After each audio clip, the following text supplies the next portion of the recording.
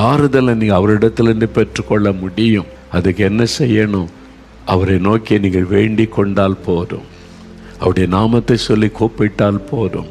அந்த இயேசுவனிடத்தில் சகலவிதமான ஆறுதலின் தேவனிடத்தில் அவர் இப்போ உங்களை ஆறுதல் படுத்தி கொண்டிருக்கிறார். அவருடைய நாமத்தை சொல்ல சொல்ல உள்ளத்தில் ஒரு ஆறுதல் உண்டாக, காயங்கள் மாறும், பயங்கள் மாறும், அந்த கலக்கங்கள் மாறும். எனக்கும் ஒரு ஆசீர்வாதமான வாழ்க்கை இருக்கிறது, என்னுடைய நிந்தைகளும் மாறும், எனக்கும் ஒரு அற்புதத்தை இயேசு செய்வார், என் தேவைகளை சந்திப்பார், என்னையும் குணமாக்குவார் என்ற ஒரு ஆறுதல் விசுவாசம் உள்ளத்தில் வருகிறது அல்லவா? அதுதான் தேவ உங்களுக்கு கொண்டு வருகிற ஒரு ஆறுதல். இப்பொழுது அவர் உங்களை தொட்டு கொண்டு இருக்கிறார். உங்களுடைய உள்ளத்தில் ஒரு மாற்றம் வர ஆரம்பித்து விட்டது.